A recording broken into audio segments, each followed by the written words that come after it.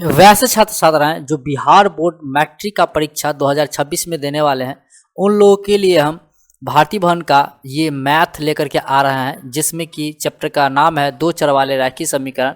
और इस दो चर वाले रैखिक समीकरण से विविध प्रश्नावली जो है लेकर के आ रहे हैं, जिसका हम लोग पार्ट 7 वीडियो देखने वाले हैं इस वीडियो में। ठीक है, वीडियो नंबर क्या है? पार्ट 7 है। ये हम 6 पार्ट तक जो है अब ऑलरेडी बता दिए हुए हैं। नहीं देखे हैं तो आपको इस आई बटन में लिंक मिल जाएगा या फिर इस वीडियो के डिस्क्रिप्शन में लिंक मिल जाएगा, वहाँ से जाकर के देख सकते हैं। तो आइए हम लोग अपने क्वेश्चन की तरफ आते हैं और आपको बताते हैं कि किस तरीके से कंप्लीट करना है। हम अपने क्वेश्चन को कैसे कंप्लीट करेंगे, जिसमें कि 24 नंबर क्वेश्चन है।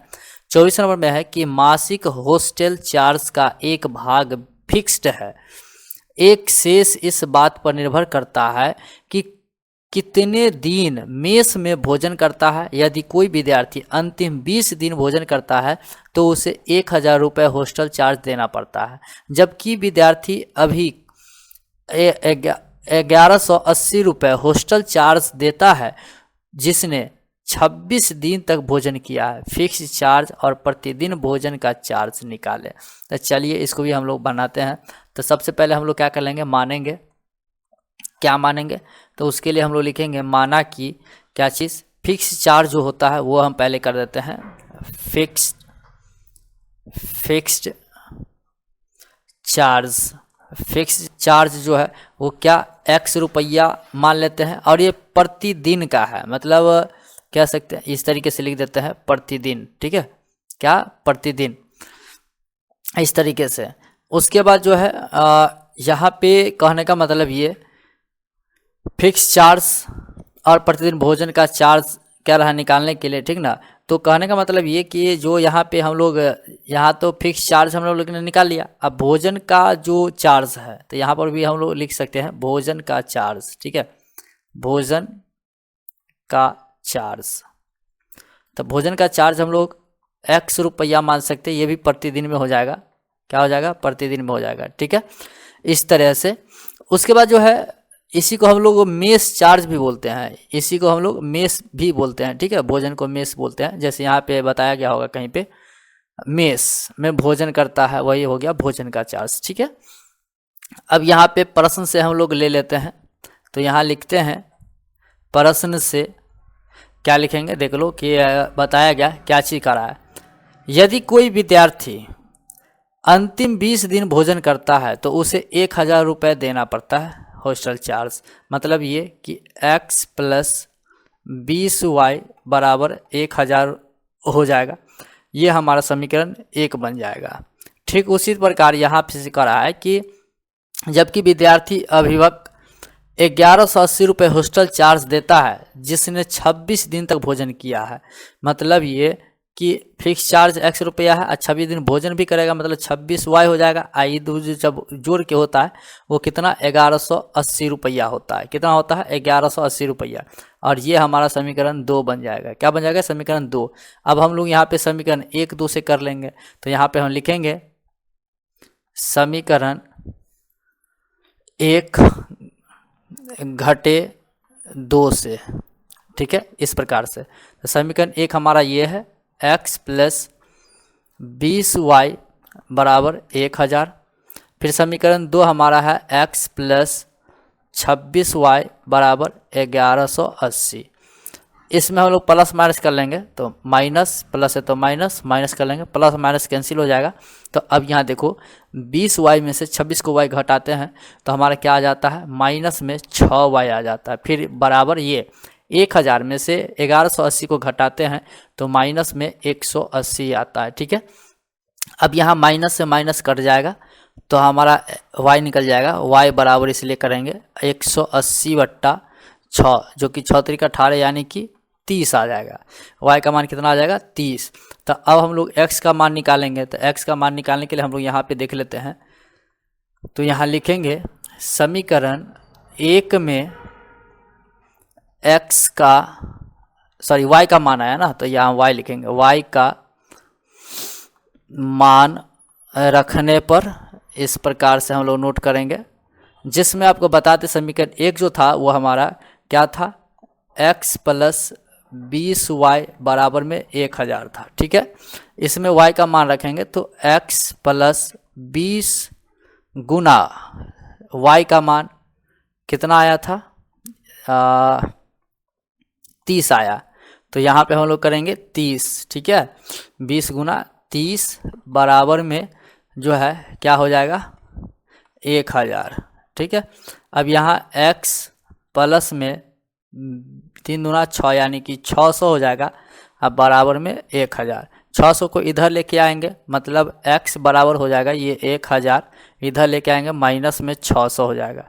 फिर यहाँ x बराबर 1000 में से 600 गया तो 400, कितना हो जाएगा 400 हो जाएगा। ठीक है, तो कहने का मतलब हम लोग यहाँ पे कह सकते हैं, क्या कह सकते हैं, जो फिक्स चार्ज है, फिक्स्ड चार्ज, ठीक है, फिक्स्ड चार्ज हम लोग क्या माने थे, x माने थे ना, x माने थे, तो यहाँ x हो जाएगा, x का मान आया 400, तो 400 रुपया एक आंसर हो जाएगा। फिर यहाँ पे जो भोजन का चार्ज था, मेस चार्ज जिसको बोलते हैं, तो भोजन का चार्ज, तो भोजन का चार्ज जो है हम लोग जोड़े थे वो y रुपया, तो y हमारा आया 30, आइए रुपया में हो जाएगा, यही हमारा क्या हो जाएगा आंसर हो जाएगा। ठीक है, तो ये जो है 24 नंबर क्वेश्चन हमारा कंप्लीट हो गया। अब हम लोग नेक्स्ट क्वेश्चन पे आते हैं और आपको बताते हैं 25 नंबर क्वेश्चन। तो यहाँ पे देख सकते हो 25 नंबर क्वेश्चन में क्या कह रहा है कि 25 नंबर क्वेश्चन में कह रहा है कि हेमंत ने एक जांच परीक्षा में 40 अंक प्राप्त किए, जिसमें प्रत्येक सही उत्तर के लिए 3 अंक मिले और प्रत्येक गलत उत्तर के लिए 1 अंक काट लिए गए। यदि प्रत्येक सही उत्तर के लिए 4 अंक मिलता है और प्रत्येक गलत के लिए 2 अंक काटता है तो उसे 50 अंक प्राप्त होते हैं। तो प्रश्नों की संख्या ज्ञात करें। तो चलिए हम लोग यहाँ पे लिखते हैं। तो यहाँ पे हम लोग पहले मान लेंगे, क्या करेंगे, मान लेंगे। तो यहाँ लिखेंगे माना कि सही प्रश्न की संख्या, यहाँ लिखते हैं सही प्रश्नों की संख्या, क्या मान लेते हैं, सही प्रश्नों की संख्या क्या मान लेते हैं x। ठीक है, और गलत प्रश्नों का जो संख्या है वो भी हम लोग मान लेते हैं गलत प्रश्नों की संख्या हम लोग y मान लेते हैं। ठीक है, अब यहाँ पे प्रश्न से कह रहा है, तो चलिए हम लोग करते हैं प्रश्न से, जिस तरीके से क्वेश्चन हमसे पूछ रहा है उस तरीके से हम लोग चले जाएंगे। ठीक, तो यहाँ कह रहा है कि यहाँ देख लीजिए कि 3 अंक मिले, 3 अंक मिलते हैं, 40 अंक प्राप्त किए, जिसमें 3 अंक मिले और प्रत्येक के लिए 1 अंक काटे गए। मतलब ये कि मिले, तो यहाँ प्रश्न सही प्रश्न मिले ना, तो सही प्रश्न x है और 3 गो है तो 3x, और काटे का है कि कितना y, एगो, तो माइनस में y हो जाएगा, और टोटल कितना 40 अंक। तो यहाँ पे हम लोग कर लेते हैं 40, तो यहाँ हो जाएगा हमारा समीकरण 1 बन जाएगा। आगे अब आपको बता दें कि यहाँ देखो फिर से कह रहा है यदि प्रत्येक सही उत्तर के लिए 4 अंक मिलता है, मतलब सही अंक के लिए x है और 4 अंक मिलता है, तो यहाँ क्या हो जाएगा 4x। फिर यहाँ कह रहा है गलत उत्तर 2 अंक काटता है, मतलब घटेगा -2y, अब बराबर कितने होते हैं 50, तो यहाँ पे हो जाएगा 50। ये हमारा समीकरण 2 बन के तैयार हो जाता है। ठीक है, अब हम लोग आगे करेंगे समीकरण 1 और 2 से। तो चलिए हम लोग यहाँ पे करते हैं समीकरण 1, इसमें से किसी एक को विलुप्त करेंगे, लेकिन दोनों में से कोई विलुप्त होने वाला नहीं है x y में से, तो हम लोग किसी को एक को 2 से गुना कर देंगे।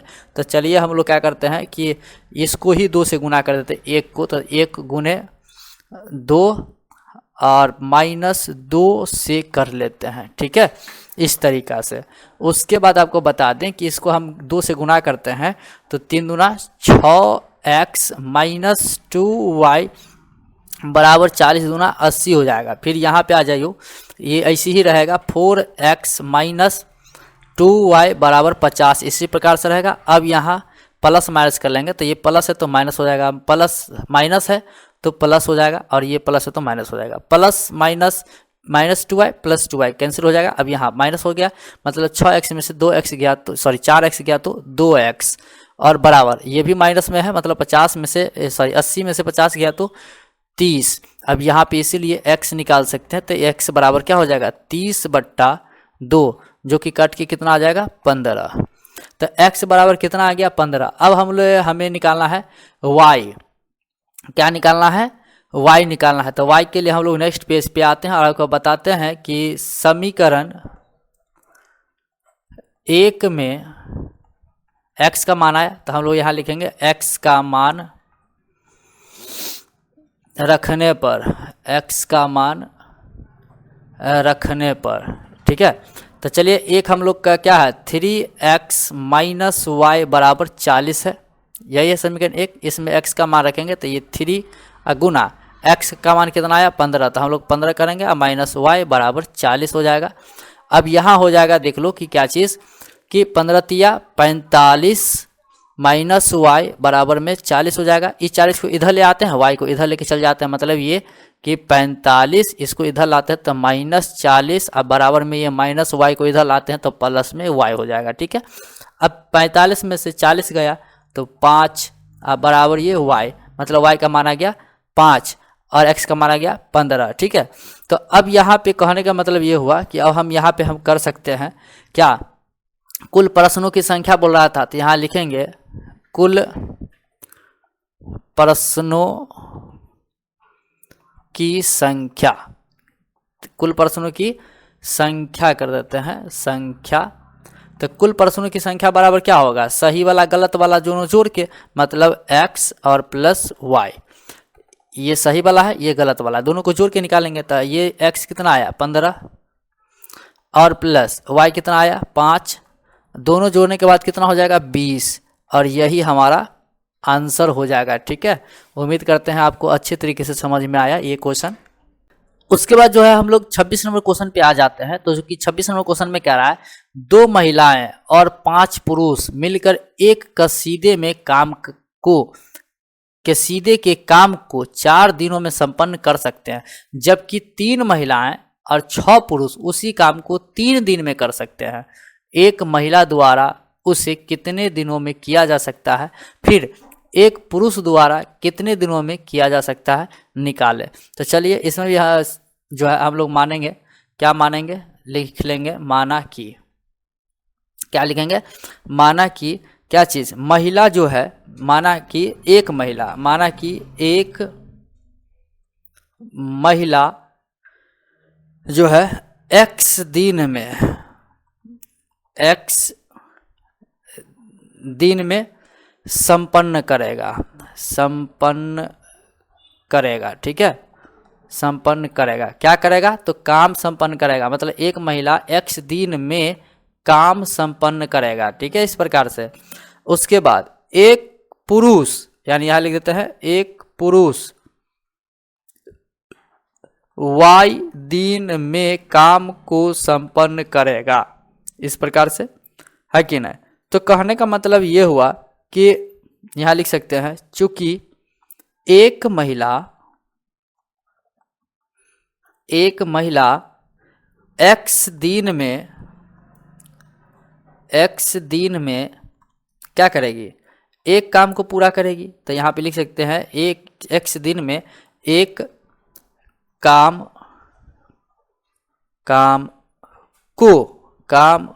को पूरा करेगी, ठीक है, इस तरीके से लिख सकते हैं। उसी प्रकार यहाँ पे अगर बता दें कि, तो अगर यहाँ पे जो हो जाएगा तो यहाँ पे कह सकते हैं इसीलिए क्या, इसीलिए एक महिला एक दिन में 1/x भाग काम करेगा, 1/x भाग काम करेगी, इस प्रकार से लिख देते हैं, ठीक। तो इसीलिए यहाँ पे बताया गया क्या चीज, 2 महिला, क्या है 2 महिला, तो यहाँ लिख देते हैं इसीलिए 2 महिला 2 दिन में 1/x गुना 2, यानी कि कितना हो जाएगा 2/x भाग काम करेगी, भाग काम करेगी। ठीक है, महिला जो है 2 महिला 2/x भाग काम करेगी। उसी प्रकार से अगर इसी प्रकार से जो है पुरुष का ले लेते हैं, क्या करते हैं, पुरुष का ले लेते हैं, तो यहाँ पे हम लिखेंगे कि एक पुरुष y दिन में, वो x दिन में था, ये y दिन में एक काम को पूरा करेगा, एक काम को पूरा करेगा, इस प्रकार से। तो इसीलिए हम लोग कह सकते हैं कि एक पुरुष एक दिन में 1/y भाग काम करेगा, y भाग को पूरा करेगा। ठीक है, तो 5 पुरुष का है, तो यहाँ लिखेंगे इसीलिए 5 पुरुष एक दिन में 1/y गुना 5 बराबर क्या होगा, 5/y भाग काम करेगा, इस प्रकार से। तो अब हम प्रश्न से कर लेते हैं, तो जो कि प्रश्न से हमारा क्या होगा, 2x महिला प्लस 5/y ये पुरुष अब बराबर कितना भाग होता है, 1/4 भाग होता है। ठीक है, ये इसको हम लोग समीकरण 1 मान लेंगे। फिर क्या रहा है, 3x प्लस 6y बराबर 1/3 भाग, जो कि ये हमारा समीकरण 2 बन जाएगा। ठीक है, इस तरह से। उसके बाद हम लोग यहाँ पे करते हैं समीकरण 1 और 2 से क्या करते हैं, तो यहाँ लिखेंगे समीकरण 1, और यहाँ किसी एक को विलुप्त करने के लिए हम लोग समीकरण 1 को हम 3 से गुना कर लेते हैं, और फिर माइनस करेंगे समीकरण 2 को जो है 2 से गुना कर लेते हैं। ठीक है, तो चलो गुना करते हैं, 1 को 3 से गुना करेंगे तो 3 दूना 6/x अब प्लस 5 15/y बराबर ये 3 हो जाएगा, इस प्रकार से। फिर 2 से करेंगे 2 को, तो 3 दूना 6/x प्लस 6 दूना 12/y बराबर 2 इस प्रकार से आ जाएगा। अब माइनस किया है तो प्लस माइनस करेंगे, तो देख लीजिए प्लस माइनस ये कैंसिल हो जाएगा, है ना। तो अब हमारे पास क्या आ जाएगा, ये चीज़ मतलब ये कि 15/y माइनस ये 12/y अब बराबर में 3/4 माइनस में 2/3 इस प्रकार से आ जाएगा। उसके बाद इसके आगे हम कर लें, अगले पेज पे हम आपको बताते हैं, तो अगले पेज पे सारा आंसर निकल जाएगा। तो हमारा था क्या सब था, चलिए आपको बता देते हैं लिख करके, कि हमारे पास जो था वो 15/y आया था और माइनस 12/y, फिर बराबर में 3/4 और माइनस में 2/3 यही था। इसका एलसीएम लेंगे, फिर बराबर में इसका एलसीएम लेंगे। ठीक है, तो y का एलसीएम हो जाएगा 4 3 का 12 एलसीएम हो जाएगा। अब y का मान यानी कि 15 ही का 15 माइनस 12, फिर यहाँ हो जाएगा 4 तिया यानी कि 3 तिया 9 माइनस 3 चौका यानी 4 दूना 8 हो जाएगा। अब यहाँ पर देख लो, ये 15 में से 12 को घटाते हैं तो कितना आ जाता है 3, और ये बट्टा में y अब बराबर में ये इसको घटाते हैं तो 1/12 हो जाता है। तिरछा गुना करेंगे तो y 1 को गुना करेंगे तो y बराबर 12 को 3 से गुना करते हैं तो 12 तिया 36 हो जाता है, मतलब y बराबर 36 आ गया। अब हम लोग x का मान निकालेंगे, तो इसके लिए यहाँ पे देख लो, यहाँ लिखेंगे समीकरण 1 में y का मान आया, इसलिए हम लोग लिखेंगे y का मान रखने पर। ठीक है, y का मान रखने पर, चलिए y का मान रखते हैं। तो हमारा समीकरण 1 पहले था क्या, 2/x प्लस 5/y बराबर में 1/4 यही था। इसमें y का मान रखेंगे तो ये 2/x इसी प्रकार से रहेगा, और प्लस 5 बट्टा ये y का मान 36 हो जाएगा इस तरह से, और उसके बाद बराबर में 1/4 हो जाएगा। अब इसको इधर उठा के ले चल जाएंगे तो यहाँ इस प्रकार से रहेगा 2/x बराबर 1/4, और इधर लेके जाएंगे तो माइनस में हो जाएगा 5/36 इस तरह से। अब यहाँ पे इसका एलसीएम ले लेंगे तो ये 2/x इसी प्रकार से बराबर इसका एलसीएम लेंगे तो 36 हो जाएगा। तो ये 4 9 यानी कि 9 का 9 और -5 हो जाएगा। ठीक है, अब यहाँ पे आ जाओ, ये 2/x इसी प्रकार से रहेगा, और फिर बराबर में ये 9 में से 5 किया तो 4 और बट्टा 36 हो जाएगा इस तरह से। ठीक है, अब यहाँ पे तिरछा मल्टीप्लाई करोगे तो यहाँ हो जाएगा 4x बराबर में, इसको इसी प्रकार से रखते हैं 2 गुना 36। अब यहाँ हो जाएगा, इसीलिए x निकालेंगे तो x बराबर क्या हो जाएगा 2 गुना 36/4।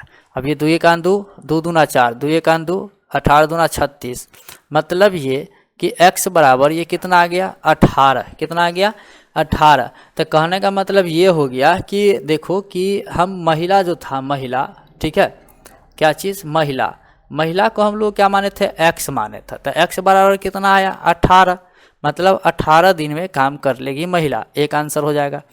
फिर पुरुष को हम लोग क्या माने थे y माने थे, तो y कितना आया 36, मतलब ये हो जाएगा 36 दिन, इसका आंसर हो जाएगा आंसर। ठीक है, मतलब महिला जो है 18 दिन में काम को पूरा करेगी और पुरुष जो है 36 दिन में काम को पूरा करेगी। ठीक है, इस तरीके से जो है हमारा क्वेश्चन ये कंप्लीट हो गया, ये 27 नंबर क्वेश्चन कंप्लीट हो गया। और तो आज की वीडियो में इतना ही। हम लोग जो है अपने नेक्स्ट वीडियो में जो है आपको हम बताने की कोशिश करेंगे पार्ट नेक्स्ट वीडियो। ठीक है, हम आपको लेकर के आएंगे। ठीक, और इस नेक्स्ट पार्ट को देखने के लिए हमारे चैनल को अब तक सब्सक्राइब नहीं किए हुए हैं तो प्लीज़ सब्सक्राइब कर लीजिए और बेल आइकन को भी दबा लीजिए ताकि इस तरह का वीडियोस आपको सबसे पहले मिले और कहीं खोजने की आवश्यकता ना पड़े। और ये वीडियो अगर प्लीज़ आपको मतलब पसंद आया तो प्लीज़ लाइक कर दीजिए और अपने दोस्तों में हो सके तो शेयर भी कर दीजिए। तो चलिए आज के लिए 10 साल थैंक यू, मिलेंगे नेक्स्ट वीडियो में नेक्स्ट पार्ट के साथ।